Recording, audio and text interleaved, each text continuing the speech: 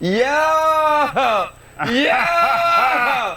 Hold on, brother. What's happening with you? LSU. We gotta deal with this shit. We gotta deal with this shit some more. I don't come here with the purple and yellow. Hey. Wait, what's up, bro? We just I got your head, bro. Love. My nigga gonna come here with the purple and yellow, bro. Yeah.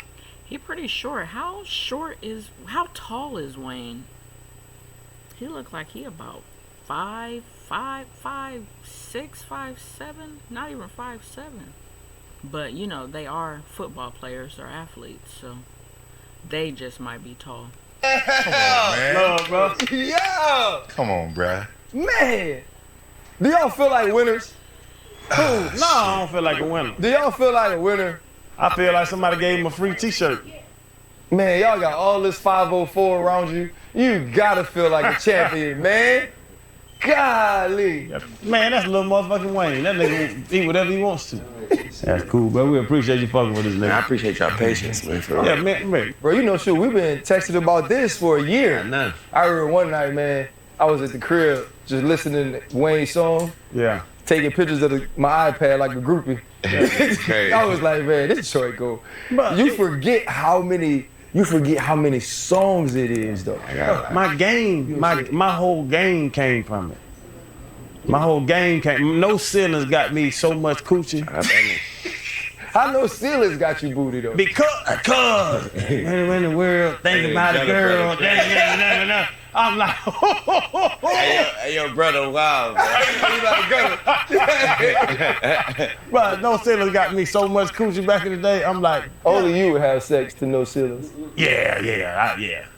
I hit it anything. My beat, all you gotta do is get one beat, one little stroke. I can't listen to this. What are we talking about? Man, bro. Hold up, limitless. Niggas to me cap pinning it. I fought the head of winning it. I fought the head of witness it. Got my people feeling First off, man, welcome to the pivot. Thanks for having me, man. For me, being from where I'm from, man, you the soundtrack to my life. Love, brother. You know what I mean? So I started back in the day, you know what I mean? I was with BG and them drive, It's All On You, Soldier Rags to Block Is High, Guerrilla Warfare, all of it. All of it. All of it, you Yeah. know what I mean? And so I just appreciate I haven't heard those two words in so long, man. Guerrilla warfare. I'm so sorry to stop. I just haven't heard that in so long. I say guerrilla warfare. Man.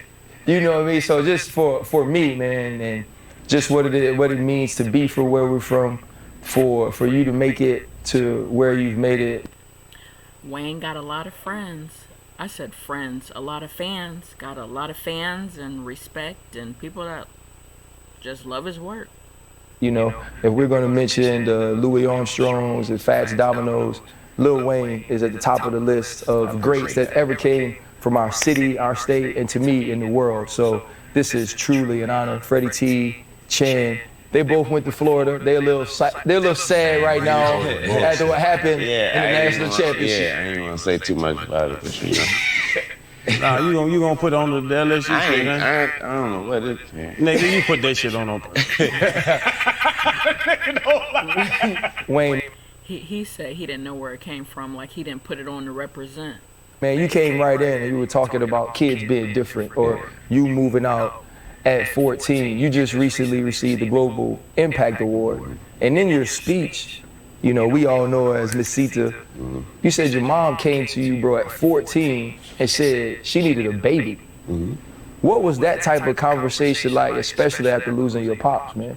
Being from New Orleans, man, we got a different understanding with this period. We have a different understanding with each other. You have to thank God I was blessed with the opportunity to go out and see. You have to go out and see to know how different we are. And it still hit me every day. I'm gonna give you a perfect example. I was watching TV yesterday and a Popeyes commercial came on, right? I'm 40. It's my first time not knowing that everybody didn't do this. So on the commercial, dude got the money on, you know. What, he said he 40? I didn't know Wayne was that old. Pent on him. The dude come on, he say in New Orleans, strangers put money on you for your birthday. It don't make sense, but I was like, wait. So I had to ask my engineer, like, y'all don't. He's like, nah, I'm looking at it now. I'm like, why you got that money? I was like, y'all don't put money on you for y'all. Y'all do that, right? What's that? So for our birthdays. So somebody come and say they'll pin a 20 on you, and so they hope that other people come pin money on you. No one else don't do that. So exactly. Right. So you know, what I mean, we have a different understanding. So my mama asked me, it was no more. It wasn't nothing as like asking me to run to the store. I know what she was going through. We had just signed a national deal and went on the first tour. Tour used to, when I would tell her we're going on tour, that used to mean like I'm going for it. Right, in his situation, he sure can't run to the store at 14 no more. No matter if it's in the neighborhood, around the corner, how close, he got a different status now. It's not safe. 2 weekends. And literally coming back during the weekend, going for the, when I told her this time when we signed, I don't think I came back for like 3 months straight. She was like, if this about to be what you about to be going through and about to be doing, I need to talk to you. Oh, yeah. My first big check, though, I just gave it straight to her. You know, like I gave it straight to my mom, and the first thing... I'm really surprised to hear that. Like, he was out there doing his thing on TV at 12, 14. I'm surprised he even made it to the store and back, honestly. She did was give it straight back. And like, you know what I mean? I was like, I know, you know, this check got 3 digits. Yeah, they got 3 digits before the other 3 digits. Like, we ain't never seen that in our lives. Right. Like, what you mean you don't need this? You know, she was like, bro, that's yours. You made that. You know, and just that right goes to show you how we are. You know what I mean? So just that right there, that was, I mean, that habit, that right there just taught me how to be with money right there, that moment, right? That taught me how to, that it means, it doesn't mean nothing. You know what I mean? Because I thought she was going to, it was 2 checks. I'll never forget it. It was 2 checks. I thought she was going to take both of them and be like, yeah, all right, I'm about to get this. We're going to get this. I said, yeah, boy. And literally gave him right back. What you mean? What you? And she's like, they're yours. You made that. I'm like, you don't need nothing out of this. That was a nice mother. That was a real mother. Genuine mom, sounds like. And she was like, I don't need nothing. I was like, I'm going to go buy, I want to build you a house. And she took like the least she can take to build the house. But that taught me from that moment that, you know, it's just paper. Don't mean too much. Yeah. What's crazy is you just sat over there and said you 40, bro. You said that shit is crazy. Right, because I don't even believe it. Time is flying. With me because I was always the obvious. It's just the bros. Yeah, you know, it's the people that ain't around no more. You know what I mean? Though you can't get those times back. Right. You can retry, we could do it again, we could do it better.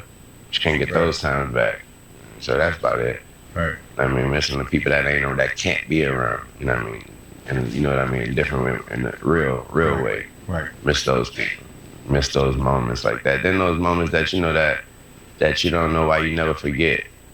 Those moments, miss those moments, like, you know, like some of the small things, like why I keep it. Right. It wasn't nothing about the money.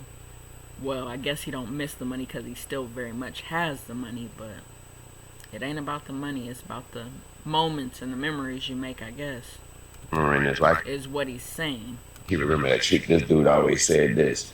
But you know what I mean, little things like that, you don't get that back. So we were riding in the car. We were in Austin. It's me, Freddie T, our producer, and one of the guys that films with us was riding.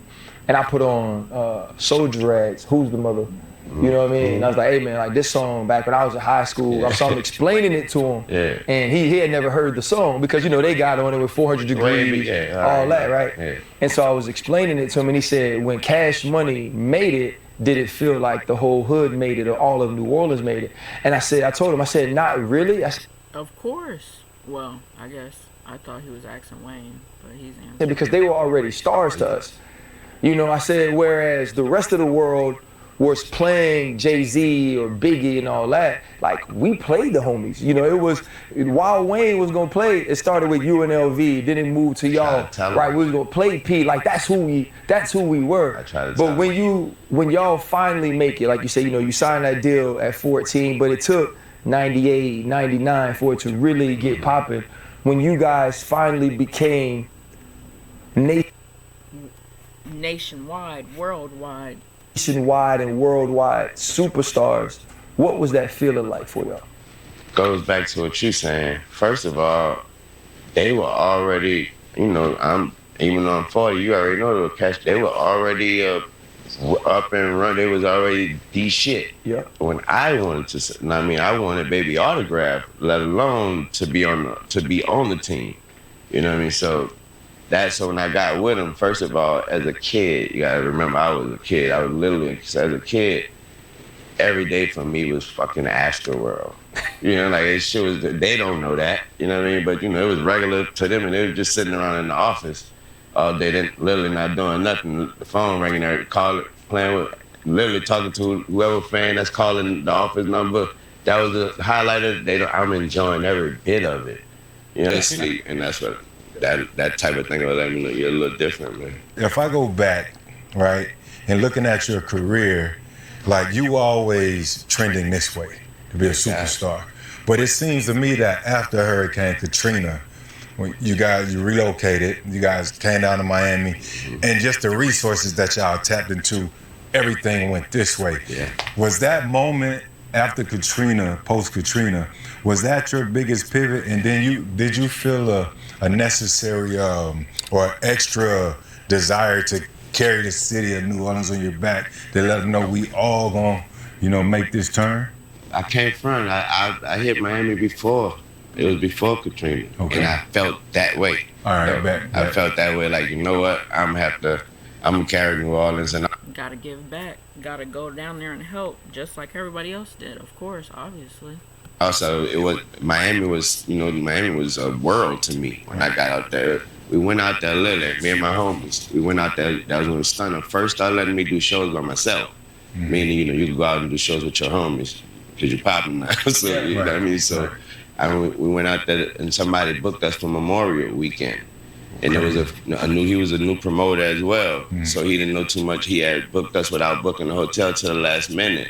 So when it came down to the hotel room, so he was like, I don't want to lose this bread, because I already know these shows are gonna pop off. So he took it upon himself to buy a condo, to lease a condo for a month, but just for us for the 2 days, y'all come down here just for y'all for 2 days. We had so much fun on our own. Our first, now we did shows by ourselves, but be like South Carolina and stuff like that. We ain't never doing Miami. That was the first time doing Miami by ourselves, and he had a condo decked out for it. We fell in love with it. I took over the lease, called my mama right there, called my mama like, I don't think I'm coming home. And she was like, what's the address? I'm gonna send you clothes. Wow. Yeah. Cause you already know. First, but we would go out, not only that, they saw us as a whole, outside of, not, and for lack of, never thought, they always respected, they knew exactly what it was. But outside, when we went out, man, we was a clown show. Oh yeah, that was one thing, that was something and that's also a part of our history that we don't, because we don't speak on it, but that never gets spoke on. But when we first came out, we was, us the guys from New Orleans with the long shirts. The long shirts and the Reeboks, and to New York. Oh my God. LA, they think Reeboks. You know what I mean? They looking at like, what? Them long ass shirts and big ass jeans, them bandanas, and I got every different color bandana. You know what I mean? So they really not understand. So imagine that today. Imagine that's what I just said. Imagine that today. We'll be looking like, what the hell y'all doing? What you banging? What you? Right. Oh Lord, they got camouflage, right? They saying they soldiers, Lord. Right. You know what I mean? Yeah. So now they real. We was what if we ain't about to, until Juvie say back that ass up till that song come on, they ain't want to hear nothing about nothing. Ain't y'all the guy? We was looked at as the New Orleans 2 Live Crew. Really? Oh yeah, we was looked at. So what? Fact that okay. And then, we had to perform. What I mean by that is, when we on stage performing, they literally looking at us like, man, get to the song that we know. Right. You know what I mean? And so we had to. Right, that's how it always goes. At every performance, concert, club greeting, club meet and greet you don't care about no other song. I mean, if you ain't a real fan, you don't care about no other song but that one song, that one song that's on the radio. Make that, and it was awesome to do so. And it all happened genuinely, happened organically, for each and every one of us. Being where you are now and being strategic and the artists you have under you and all, did they make any mistakes back then? Oh, talking about my artist? Talking about No, Baby. talking about Baby and Slim. When now, if you were Lil Oh, Wayne's gotcha. manager, you know what I'm saying? Like, if you were Lil, did you see any missteps now that you look back? You know what I be telling my dude? I be like, man, now that I'm in charge and the things I'm in charge of, I kind of look at it like it was impossible to do what they did for just two guys. You know what I mean? Like, man, I deal with, man, I be about to bite somebody's head off behind a hotel room. You know what I mean? Like, dude, man, we rode down there 50, 60 deep everywhere we went, and they were in charge. You know what I mean? So that when I sit and think about what it's always, that's how I stop thinking about it because it's too much to think of. Like, man, what the hell? They was doing way too, because I know I'm doing too much. So they was doing, so that's how I always think about it when I think about what they did. So I can't even imagine if whatever mistake they made, I'm sure they wiped it up and erased it and cleaned it. You know what I mean? Yeah. He learned from some good people, some business-oriented people, some smart guys. Well, you know, Birdman's a smart guy, and he's been making money for a long time, and not just, you know, he's been making money for a long time. I am doing my best to be like the cordial host here, because I really just want to tell them, hey man, can y'all just listen to me and Wayne talk about stuff that I want to ask him, that I've been wanting to ask him since 1999. And But for you, man, you were like the young cat that rap, right? The cat that didn't curse. You know what I'm saying? Like when you finally came out, he's like, I don't curse, but in this verse, I was like, oh man, you cursing now. What? Like that was like a. So you know you come from our, so you already know. Yeah, that was so big for me. What went into that thought process of saying, okay, we on this song, we're gonna put this part of the song. This is gonna be the chorus. Stunner used to like when I say fuck. He used to like the, you know, Stunner and Slim. They had that. They always had a Tupac image of me. So you know what I mean. It was always something that, you know, if it was gonna be something from his cloth. You know what I mean? You know, Pac was that fuck the world, fuck, you know what I mean? And they used to like Stunner used to like when I say it. You know what I mean? I think I used to say it a lot or something. So you like, you know, like, I think you need to make that a song. You know what I mean? That fuck the world. And I was like, boy, yeah. You sure? You wanna call my mom and ask her? Yeah. You wanna call my mom and ask her, right? I guess he was a good dude. A clean-cut kid, I guess. Like, right. That's when, you know, I said, well, if I'm gonna do it, I'm gonna just go ahead and do it the right. If I don't curse, and fuck the way. But you know, I was so young that was the hook. Yep. And I said I don't curse, but in this verse. Yeah. That was the hook. It's not the verse, Dwayne, but it's okay. And we already knew, but when it was, you know, Squad Up or Dedication or The Drought, you almost became two people, right? There was mixtape Weezy, and then there was Weezy that every now and then we be like, okay, it's cool that you go make an album so other people could buy it, but we want you to be back here. Yeah. And then you learned how to do it all the time.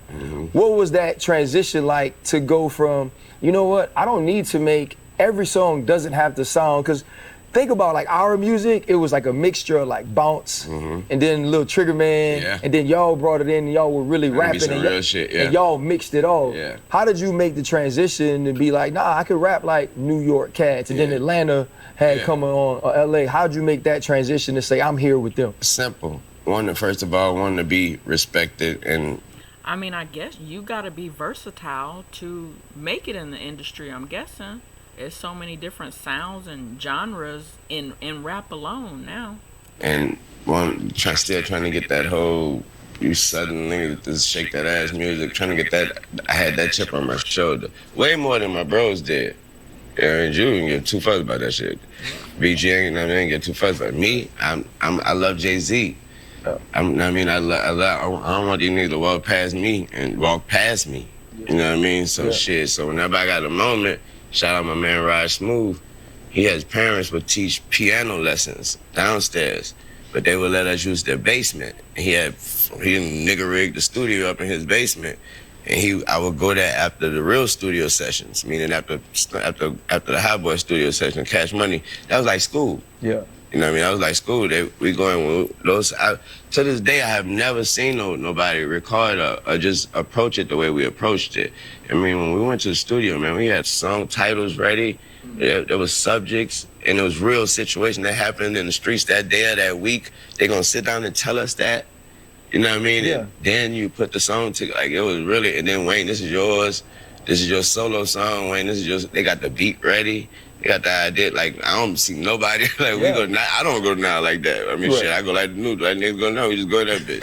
Let's just go hit that bitch out. We figure it out. Yeah. Man, you talk about the mixtapes, man. What happened? Because that's when I fell in love with you. But just listen from a young nigga mind. You see a one. Why he ain't making mixtapes no more? Why he don't do that? I mean, he's a record label now. He got to advertise to his fans, to the industry, what the product wants. You know, he got to drop an album. He got to be on billboards. He got to sell some iTunes. Song, like you see all the songs, you see all the music. And then you wait for Wayne to get on that beat. Because I know you about to come get him. And you take that person's song and kill him on it every time they drop it. I don't be trying to, but that's what that answer Kurgan said. How was I able to make the transition from those type of raps from our shit to just trying to do mixtapes? I know for a fact I ain't about to get on this bitch. You don't want to hear no New Orleans shit on this hot ass song. That's a fucking song that's hot for the whole world. So I'm attack it the way you attacked it. But if I'm gonna do that, I gotta do it better than you. Yeah. I gotta do it better than you. At least I gotta do it to where it's gonna be. It could stand next to you on the feature. You know what I mean? And so that's what. Can that's you where please that do that comes again? Please. We do this all the time. I'm saying, give me a no ceilings 11. No, what happened was the times changed. So what happened is, back then I could do that, and now. Right, that's what I'm saying. You can't drop no mixtape now if you expecting to get on the radio, get paid, sell some iTunes. Nowadays, I could, if I do that, the times have changed so much to where nothing is official as far as like, you don't drop official album. They don't do that. So now we ended up, what happened is, as soon as we put that out, as soon as, you know how Drama might be ready to drop, Drama might try, you know how he gonna put a whole event, it's gonna go down. As soon as it drop, those artists are calling out people like, hey, we want that to be a single. Man, that's dope. You used to talk about, you don't really want to know the reasons. But in going to November, a journey of Rikers Island, you just penning your thoughts, and it was said like even there, it wasn't like you didn't want to rap in front of people, but you said that there was the beauty in that people couldn't take away that. I forgot Wayne went to jail. How long was he in jail for? I forgot. And no one could take away your creativity. When you are there, man, and you're writing in your notebook, which eventually becomes a book to sell, what were those moments like? Because that's 242 days, when you were the best rapper in the world. Thank you. Right? You were at the height of everything. 242, so a little under a year.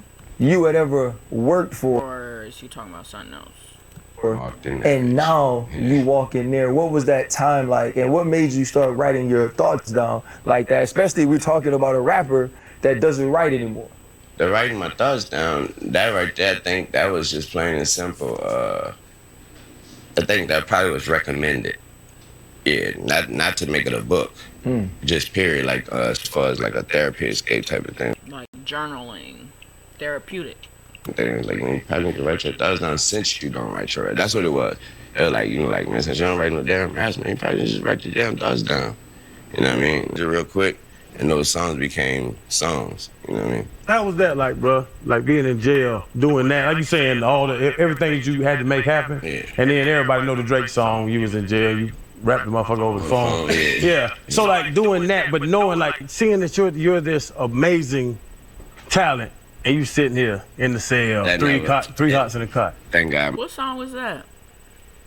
My life is way too blessed for the reality that others deal with, that was literally around me dealing with for that reality to even hit me. And I'm living with y'all, living right there. We sleeping, we live in the same motherfucking prison. You know what I mean? So, but I'm too blessed, and I thank God every day, and like in there, out of there.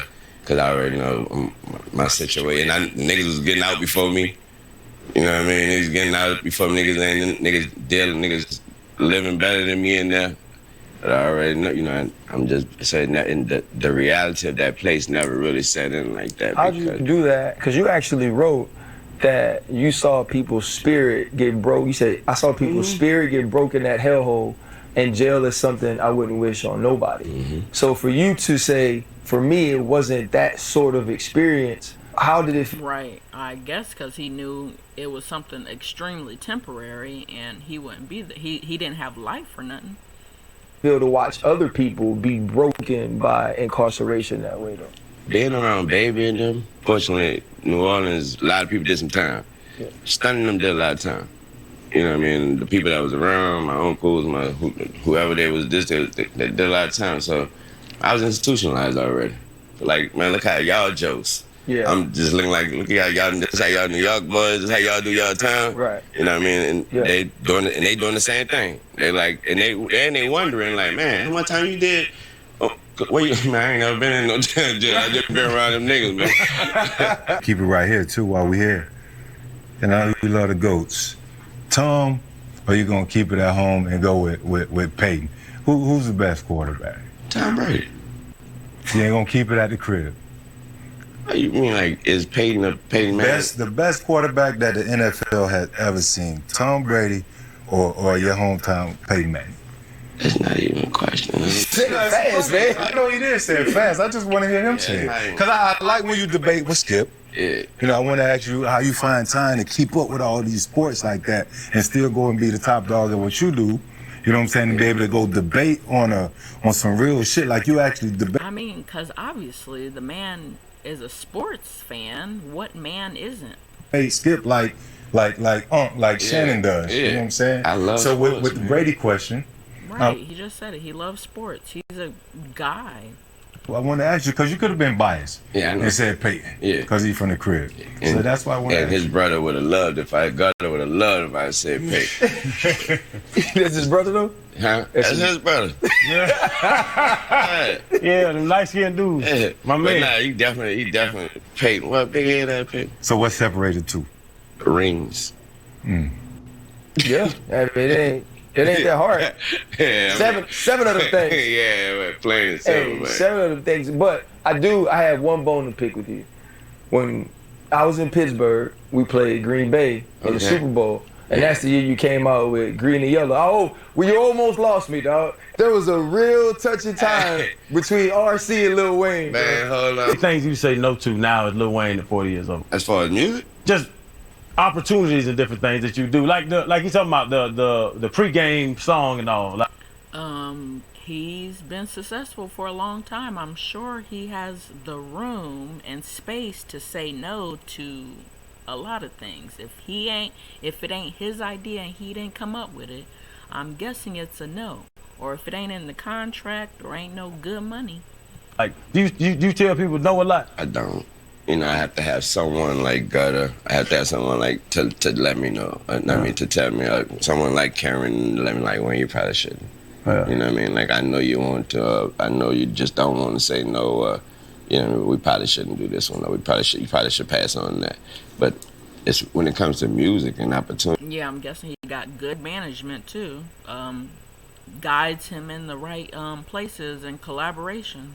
You know, again. I mean, when you got money like that, you got good management.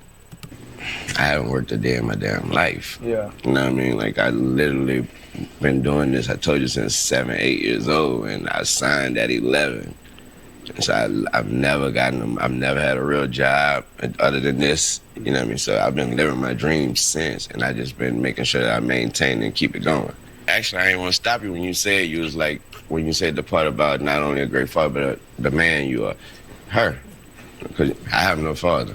You know what I mean? I lost my father early as he got killed, murked. And so in New Orleans, I probably knew him for a good 6, 7 years of my life before that happened. Other than that, my real pops, he walk around some damn way. I'm sure he pissed because I go super hard, and I know he got friends that be like, nigga, you don't know that nigga? That nigga. Well, nigga, you know, I had to prove to my friend when I was 11 that, nigga, this is me on the album. I'm sure he got to prove that, nigga, that's my son. But anyway, yeah, it's all her, though. Yeah. All her. Taught me how not to be that. Really? You know what I mean? Taught me how not the first from being an immigrant mother. You know what I mean? That was their thing. We're gonna teach this young boy how to be a man before anything. We are in a time. Shout out to the grandmas. They are always the best teachers, always the best mamas and parents and daddies. Of judging them. And it's all because of my mother and my grandmother. I'm like, that's what I'm like, that's their perfume, that's their fragrance they sprayed on me. I cannot wait. I don't know. Let's, well, we can't say that. Because, you know, a lot of women, a lot of men, a lot of people say women cannot raise a man. But, I mean, did they really raise Wayne by themselves? Because Wayne was surrounded by role models and men as well. So, can we owe it to just the women, or did the men have a part too? I love for you to, you know what I mean, a person that don't know me, for you to, oh my God, that's me. That's who I am. Yeah. We sit here right now. Yeah. To go from that moment, right, and just looking back on that, and then being able to look forward to September and to receive the BMI Icon Award. Have you had an opportunity to put that in perspective? Let's say an icon. Like, that's crazy, right? I haven't had a moment to think about it. Trying to be so humble about it, but right, a lot of people love Wayne. Actually, you know, I'm one of those guys when it comes to accolades and their rewards and with their awards and shit, I be feeling like you're way too late. Right. Yep. You know what I mean? I feel like I've been going harder than whoever you put that award in, whoever hand you put that award in. No disrespect to them, but it's all the respect that I got for myself, and it's me not disrespecting how great I am. Correct. You know what I mean? So when it comes to those things, you know, thank God, I appreciate it and shit. But you know, I'll be lying to you if I said that I sat and thought about it. You the first person that told me I thought you September. That's when my birthday is. I didn't know what we was talking about. You still skating? What you? You still boarding? Yeah. Yeah. You boarded with Nigel yet? I've skated with Nigel sure? before. Yeah, Nigel Houston. Yeah. Why do you skateboard, man? That's not smart. And he said that's not smart. Coming from a pro football player, I think it's more injuries as a football player than a skateboarder, but who am I? I don't do none of it. It's just an extra risk on a money machine, bro. No, he ain't talking about no risk and no injuries and no putting your life in the line of danger. You are what is it? I don't even know nothing about sports. Tackled. You are tackled every game, every season. I'm not an athlete, boy. I can go on stage with the crutches. I can wheel myself up there. And as long as the mic work, we gonna kill that bitch. but no, the skating thing, man. I don't know. I just think that's really funny coming from a football player. Like, you are a football player. That is the most dangerous sport you can play, right? Has did live full tours before every show. I gotta let them know. Hey yo, how y'all doing, Indiana? I just want to stop the show, let y'all know. In some point in this show, at some point, I will start bleeding over my left eye. Do not, I repeat, do not worry, don't panic. It's a skate scar, don't worry. All right, let's get it. Boom, that bitch gonna start sweating and bleeding. I got like 9 stitches. Yeah, this is what I do, man. I'm 4 surgeries deep. It's fun. Fun ain't the word, man. It's the escape part of it is unexplainable. You know what I mean? It's unexplainable. You know how you can watch someone escape and you see it, that's their escape. I've never, you know what I mean? It's so simple. You can't, you think about anything is impossible. Yeah. To think about anything else once you kick that motherfucker and put your... I don't want to be on no scooter, no skates, no hoverboard. I will skate, though. I'll skate, but at a skating ring, not outside, though. Other foot on there. You're on 4 wheels. You try to think about anything else than what you in front of you and on the side of you, then you're gonna be behind you. Yeah. So you do that for a good 2-3 hours straight. Damn, what the hell I was mad about again? You know what I mean? So the skate documentary, can you give us a little peep of that? What it's gonna be like? The skate documentary, first of all, it's all about my skate team.